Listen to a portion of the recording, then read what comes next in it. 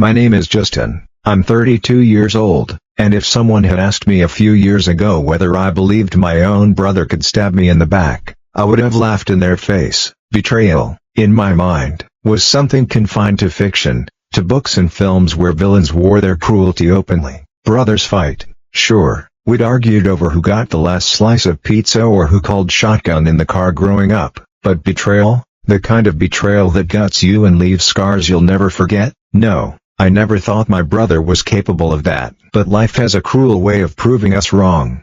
The first cracks appeared during family dinners. I'd be sitting with my fiancée, Claire, and Derek, my older brother, always found a reason to lock her into conversation. At first, I brushed it off. Derek was always the charismatic one, the kind of man who could make anyone laugh with a single offhand remark. He was charming, social, the life of every gathering. I told myself he was only being friendly, but as the weeks stretched into months, I began noticing the details, the way his hand lingered on her arm when he made a joke, the private little comments he whispered that left me excluded, and the way she laughed just a little too hard at his stories. It built slowly, almost invisibly, until suspicion turned into a knot I couldn't untangle inside me.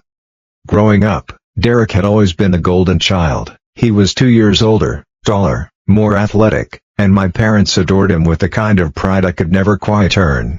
He was the captain of the basketball team, the boy who made honor roll with minimal effort, the one who walked into a room and made heads turn. Meanwhile, I was the quiet son, the dependable one who never caused trouble but never quite stood out either. My father especially doted on Derek. He'd beam and say, "That's my boy," every time Derek accomplished even the smallest thing. And me, I was there in the background, dutiful but overlooked, invisible. When Claire came into my life, everything shifted. For the first time, I had something Derek didn't. She was warm, patient, and most of all, she saw me, really saw me. For once, I wasn't just the shadow of my brother, I was someone's choice. I held on to her fiercely, believing she was the beginning of a life where Derek wasn't the standard I was measured against. But maybe that's exactly why he couldn't stand it. Maybe, deep down, he couldn't tolerate me winning in the one arena that mattered most. The moment everything shattered is burned into me. It was 2 weeks before the wedding when Claire called me, her voice trembling. At first, I thought she had cold feet, the kind of last-minute jitters people talk about. But when I pressed her, she finally broke. "It's Derek," she whispered. I love him." My whole world collapsed in that instant. I dropped the phone, staring at the wall like my brain had short-circuited. My brother, my own blood, and the woman I was about to marry, together, it was a betrayal so deep it hollowed me out.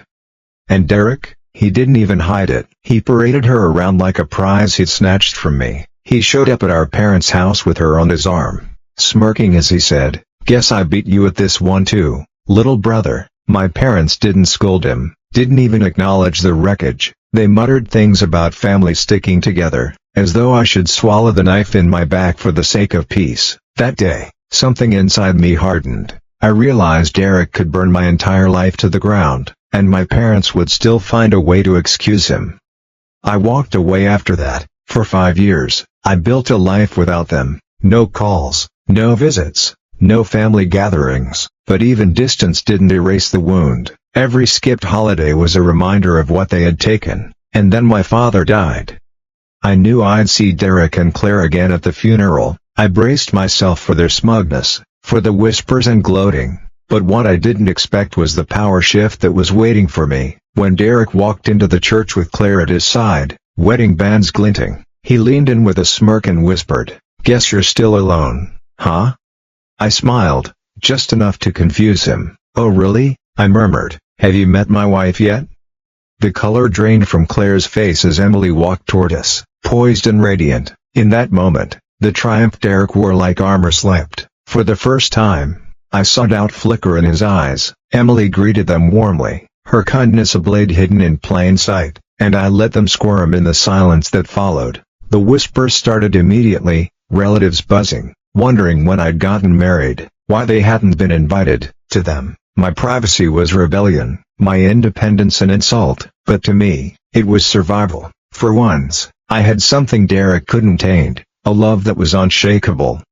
The funeral turned into another stage for Derek. He couldn't resist twisting the knife, reminding everyone how proud Dad had been of him, how he'd found the perfect wife. He even had the audacity to say Dad once told him I aimed too high, as though even in death, my father believed I was unworthy. And then Claire joined in, reminiscing cruelly about my proposal like it was some half-forgotten joke. My mother scolded me for looking bitter, telling me it wasn't always about me. At my father's funeral, I was humiliated, dismissed, erased once more.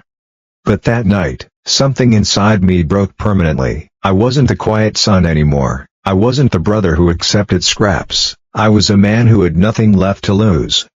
Emily grounded me, reminded me of who I was, and with her by my side, I rebuilt myself. I poured everything into work. What started as a distraction turned into success beyond anything I'd imagined. Within months, I rose to lead a new division at my firm. My salary tripled, my name carried weight, and for the first time in my life, I wasn't defined by my brother, I was defined by me. Emily and I built a home together, filled with laughter and quiet victories, and while Derek and Claire flaunted their curated life, I created something real.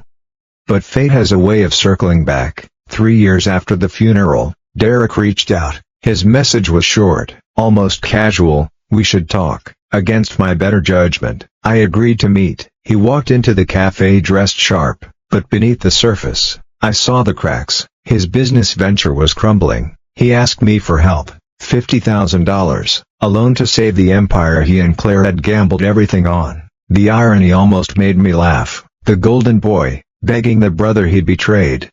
I didn't answer right away. Instead, I listened, patient, calculating, and then I dug deeper. Through contacts and advisors, I discovered the truth. Derek and Claire weren't just struggling, they were drowning. Their real estate venture was a financial disaster, and that's when I realized, for the first time in my life, the power was mine.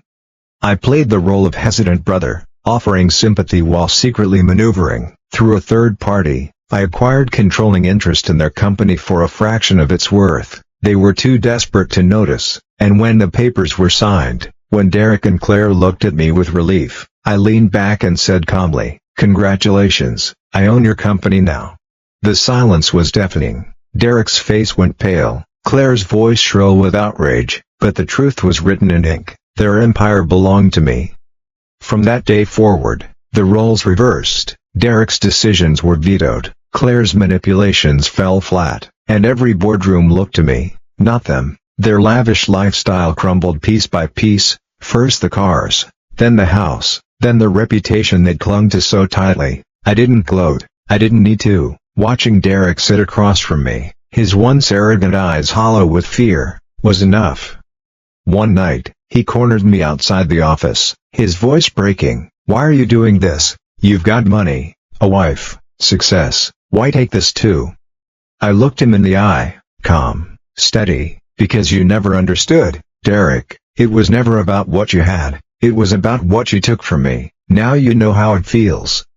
Within months, they lost everything. The golden boy of the family, reduced to nothing, and when the whispers spread through our relatives, when my mother called to scold me for being too harsh, I answered with words I had waited my whole life to say.